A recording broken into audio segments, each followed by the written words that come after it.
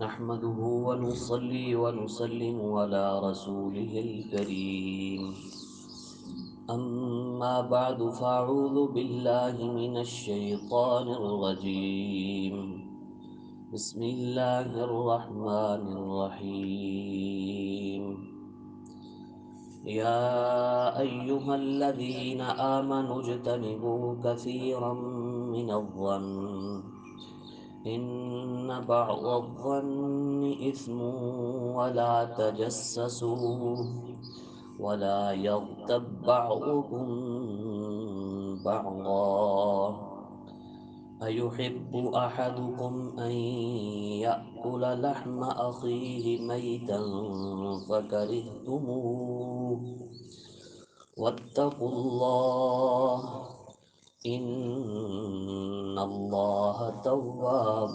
رحيم صدق الله العظيم. درود پاک اللهم صل على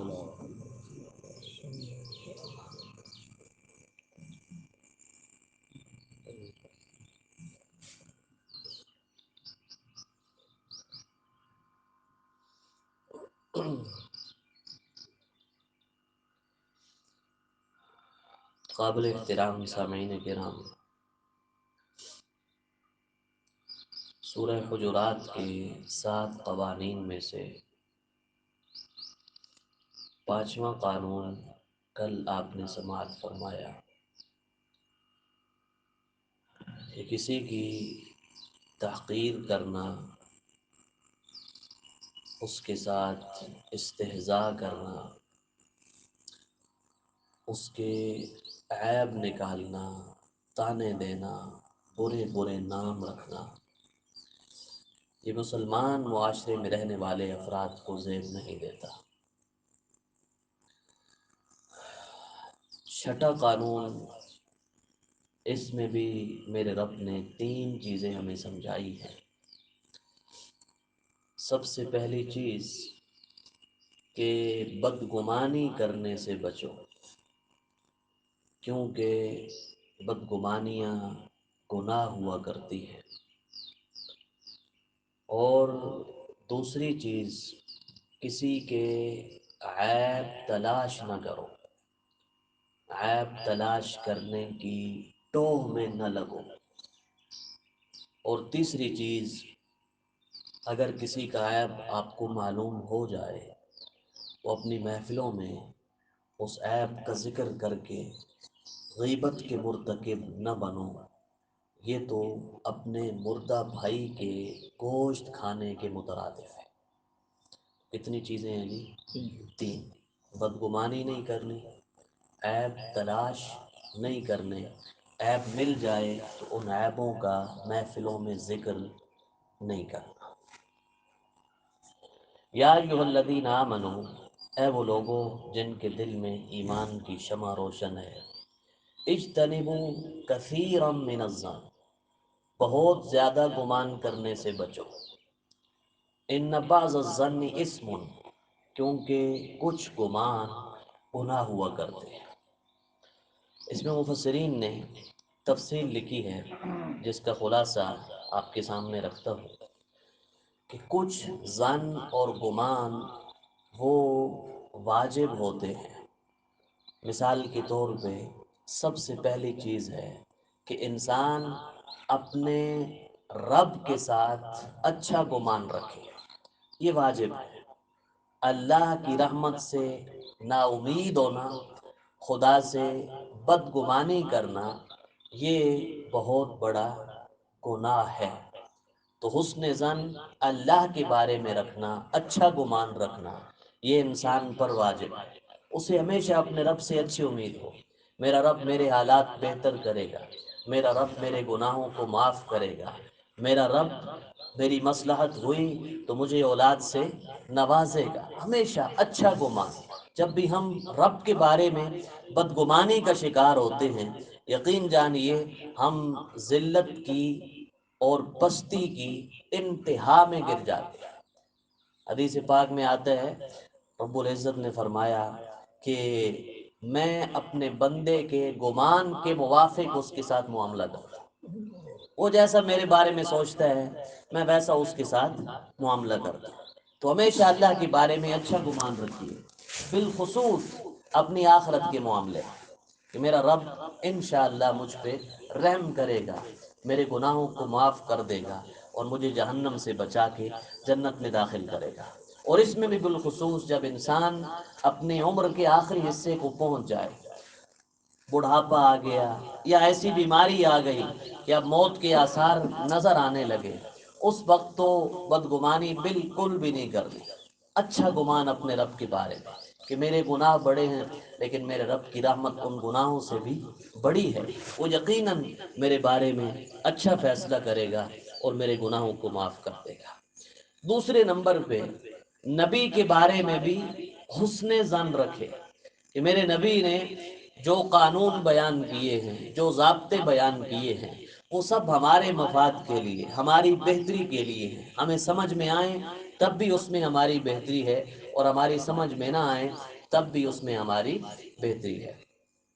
فتح مکہ کے موقع پہ جب فتح مکہ کے بعد وہ حنین کے قبیلوں پر آپ نے حملہ کیا غزوہ حنین میں، تو وہاں بہت سارا مال غنیمت ہاتھ آیا۔ اب نبی کریم صلی اللہ علیہ وسلم نے اس مال غنیمت کو تقسیم کیا، اور تقسیم کچھ ایسا کیا کہ جو لوگ نئے نئے مسلمان ہوئے تھے نا، انہیں اپنے ساتھ مانوس کرنے کے لیے کچھ زیادہ حصہ انہیں دے دیا۔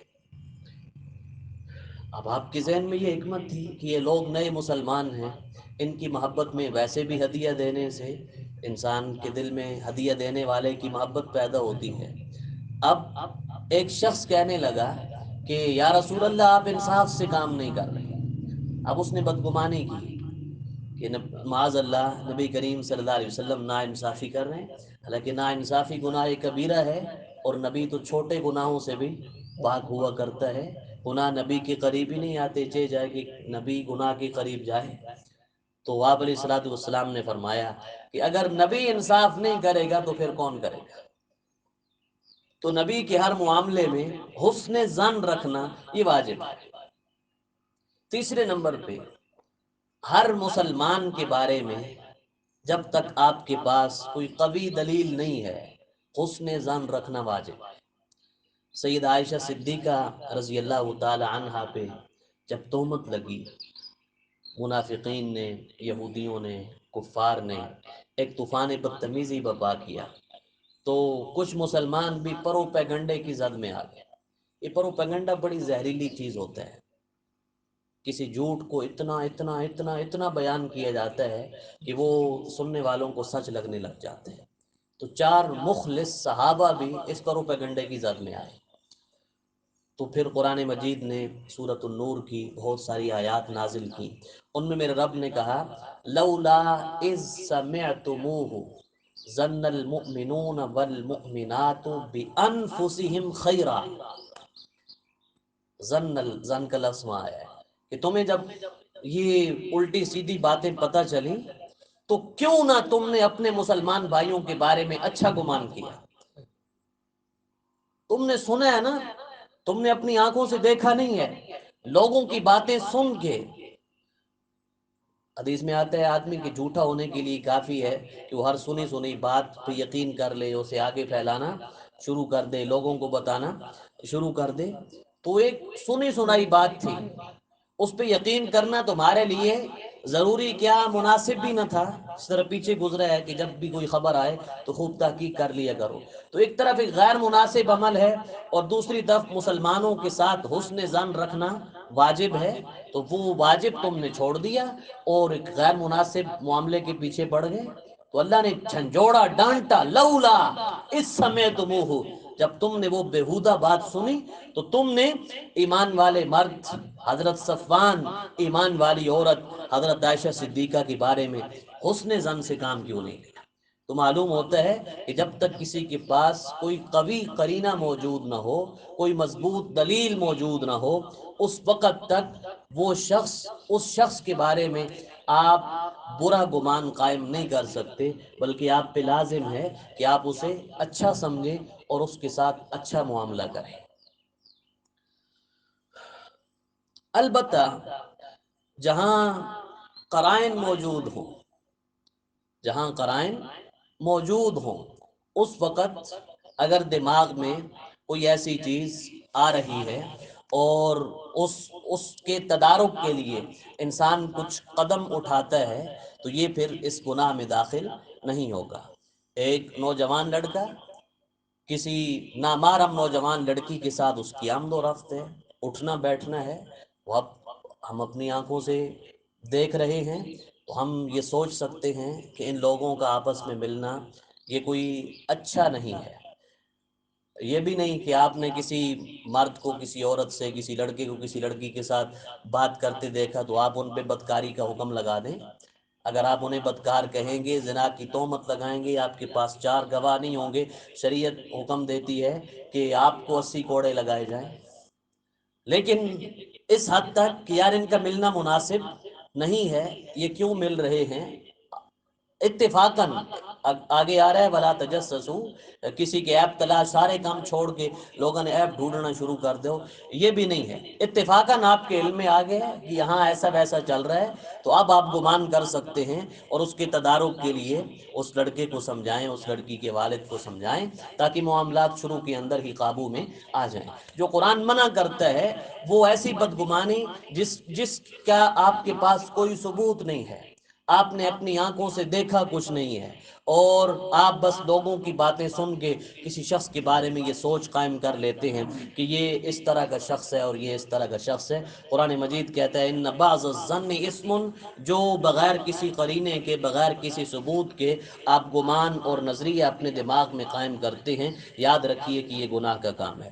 دوسرے نمبر پہ آگئے جی ولا تجسسوا، دوسروں کے عیب تلاش نہ کرو۔ انسان کو حکم ہے اپنے عیب تلاش کرنا، اپنے اندر جھانکے نا۔ ہم سامنے دیکھتے ہیں کیونکہ یہ دیکھنا ذرا ہمیں آسان لگتا ہے، اور یوں گریبان میں جھانکنا اس میں ہمیں تھوڑی سی دقت ہوتی ہے، گردن ٹیڑھی کرنی پڑتی ہے، تو ہم اس مشکل کام کو چھوڑ دیتے ہیں اور اس آسان کام کو کر دیتے ہیں۔ حالانکہ اگر یہ تھوڑی سی مشقت ہم برداشت کر لیں، اپنے گریبان میں جھانکیں، تو نہ صرف یہ کہ ہم مسلمانوں کے عیب تلاش کرنے کے گناہ کبیرہ سے بچ جائیں گے، بلکہ ہمیں اپنی اصلاح کی فکر بھی ہو جائے گی کہ بھیا میں خود کتنے پانی میں ہوں، میری اپنی زندگی کیسے گزر رہی ہے، میں اللہ کے حق کتنے ادا کر رہا ہوں، اللہ کے بندوں کے حق کتنے ادا کر رہا ہوں، میری جلوت کیسی ہے، میری خلوت کیسی ہے، میں تنہائیوں میں اپنے رب کی فرما برداری کر رہا ہوں یا نافرمانی کر رہا ہوں، تو اسے اس کی فکر لگے گی۔ اگر وہ دوسروں کے عیب ڈھونڈنا شروع کر دے گا، تلاش کرنا شروع کر دے گا، ان کی ٹوہ میں لگ جائے گا، تو اس وقت پھر وہ اپنی اصلاح سے اور اپنے باطن کی اصلاح سے وہ بہت دور نکل جائے گا۔ بس اس کا کام یہی رہ جائے گا سارا دن لوگوں کے عیب دیکھتے پھرنا۔ بھئی لوگوں میں آپ نے اتنا وقت لگا کے، اتنی محنت کر کے آپ نے کوئی عیب ڈھونڈ بھی لیا، تو آپ کو کیا مل جائے گا؟ صرف اس سوائے اس کے کہ آپ ایک مسلمان شخص کے بارے میں بدگمانی کا شکار ہو جائیں گے، آپ کے دل و دماغ میں اس کی نفرت بھر جائے گی۔ حالانکہ ہوتا یہ ہے کہ ہم جو دوسروں کے عیب تلاش کرتے ہیں وہ ہمارے اندر موجود ہوتا ہے، اپنے سے تو ہمیں نفرت نہیں ہوتی، دوسرے مسلمانوں سے نفرت ہونا شروع ہو جاتی ہے۔ بہرحال لا تجسسوا، دوسرے مسلمانوں کے عیب تلاش کرنا اس کی شریعت ہرگز اجازت نہیں دیتی۔ آخری بات ولا یغتب بعضکم بعضا، کہ مسلمان ایک دوسرے کی غیبت نہ کریں۔ غیبت کیا ہے، اس کی تعریف کیا ہے اور اس کے نقصانات کیا ہیں، یہ انشاءاللہ پرسوں کے درس میں وما علینا الا البلاغ۔